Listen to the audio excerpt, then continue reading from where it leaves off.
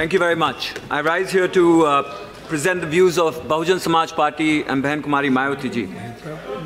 Honorable Chairperson, this government has been given COVID-19 as a blessing in disguise. All of a sudden, it can blame every policy failure of the last 6 years to this act of God. But the people of this country should not forget that the failures of the once vibrant, promising Indian economy are not an act of God. They are an act of government. They are an act of bad governance. मानवर अर्थव्यवस्था lockdown से पहले की स्थिति में थी, इस पर जरूर हम लोगों को थोड़ी सी समीक्षा करने की जरूरत है। बेरोजगारी 45 साल पे की अपने सबसे बड़ी चरम सीमा पे थी। किसानों की आय 40 सालों में सबसे कम वृद्धि हो पाई थी और मार्च 2020 में खपत में 10 सालों में सबसे कम वृद्धि पाई गई थी और इसका प्रमुख कारण था कि तेजी से महंगाई बढ़ रही थी और उसी तेजी से लोगों की आमदनी नहीं बढ़ पा रही थी। पिछले 6 सालों में नोटबंदी, जीएसटी का खराब क्रियान्वयन और अस्थिर नीतियों की वजह से अर्थव्यवस्था की स्थिति बहुत बद से बदतर होती चली गई। मान्यवर, while COVID-19 case curve rapidly rose in every state and every union territory of the country, the GDP collapsed, with April-June recording a 23.9% decline as compared to the same period in the year before. While every economy has faced decline due to COVID-19, the Indian economy saw the steepest decline of any group of 20 countries. And now I want to come to the supplementary demand of grants for Labour and Employment Ministry. इसमें मान्यवर 4,374 करोड़ रुपया प्रधानमंत्री गरीब योजना के लिए, कल्याण योजना के लिए आवंटित किया गया है।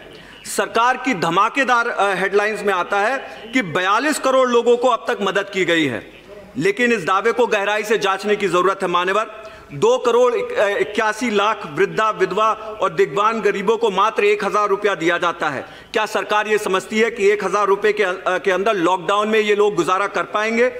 20.6 करोड़ लोगों को जनधन खाते में प्रतिमाह 500 रुपया दिया जाता है। क्या सरकार ये समझती है जो ये 500 रुपया एक दिन का मतलब कि 16 रुपया 66 पैसा, क्या सरकार ये समझती है कि 16 रुपया 66 पैसे में ये जनधन योजना है कि हमारी महिलाएं अपना जीवन यापन कर पाएंगी? मानव 2 करोड़ 66 लाख प्रवासी मजदूरों को 5 किलो अनाज प्रति महीने 2 महीने के लिए दिया गया, लेकिन मई के अपने आत्मनिर्भर पैकेज में माननीय वित्त मंत्री जी ने यह घोषणा की थी कि इस पैकेज से 8 करोड़ लोगों को फायदा होगा, जिस हिसाब से अभी सिर्फ और सिर्फ 1/3 लोगों को फायदा हुआ है। बाकी 2/3 लोग अभी भी जो है इस नीति का फायदा उठाने के लिए ललाहित हैं। इसके साथ साथ मैं यहां जरूर कहना चाहूंगा कि इसी लेबर और एम्प्लॉयमेंट बजट में हमारे यहाँ के बुनकरों और खासतौर से पूर्वांचल और अम्बेडकर नगर के बुनकरों के लिए कोई प्रावधान नहीं किया गया है और आज उनकी स्थिति बद से बदतर हो रही है और यहाँ तक कि बिजली विभाग के लोग आए दिन उनके साथ जबरदस्ती करने का काम कर रहे हैं। Under supplementary demands of grant for Ministry of Statistics, Ministry of Statistics has been granted 30.4 crores for the new scheme, National Program for Improving Quality of Statistics. I would like to ask the government to clarify, will we now see the real data on unemployment, GDP, farmer suicides, and will we finally get a database on migrant workers? Over the last 6 years, the central government has worked to weaken the financial autonomy of the states, and this crisis has culminated during the pandemic when the GST compensation due to the states stands at 1 point. Sir, I'm about to conclude. I have 7 minutes, sir. Please. No. GST compensation of the states. I'm not going to get into too much detail because I have very little time.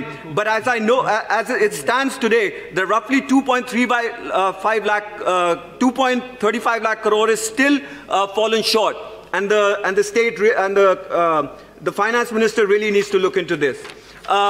I have 2 more points on demands of grants, and I'll make that and I'll conclude. Ministry of Railways.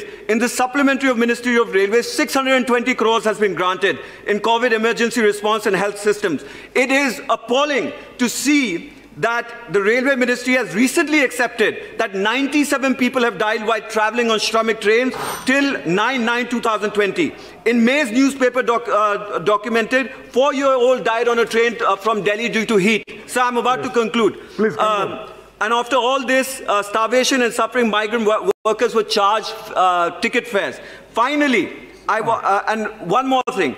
In Ambedkar Nagar, because of COVID, 2 trains has been suspended, of which I want to speak later on because there's less time, but I will conclude now that अंत में मैं यही कहना चाहूंगा कि जितना भी धन ये सदन सरकार को देगा सप्लीमेंट्री ग्रांट्स में, उस धन मेरी उम्मीद है कि उस धन के वो धन गरीबों के हाथों में जाएगा ताकि sir I am about to conclude, ताकि वो जो है उसका फायदा कर पाए।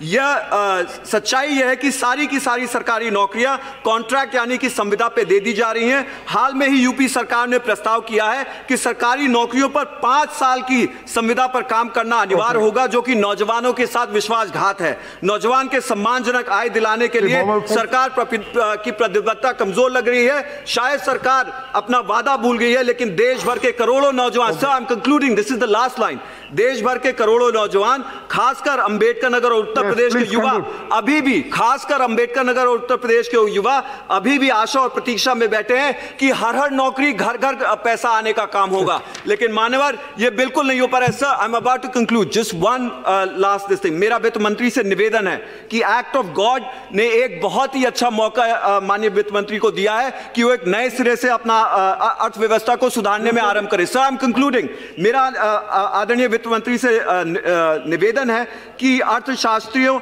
और सभी Yeah, you always saying concluding, but you are not concluding. Okay. One word. मेरा मित्र मंत्री से यही निवेदन है कि सभी राज्य सरकारों और अर्थशास्त्रियों को निष्पक्ष रूप से साथ लेकर एक मजबूत अर्थव्यवस्था को गढ़ने का काम करें, जिससे शिक्षा, चिकित्सा और नौकरी हर भारतीय को समान रूप से मिले, बहुत सामान्य रूप से मिले। बहुत बहुत धन्यवाद आदरणीय अधिष्ठाता महोदय।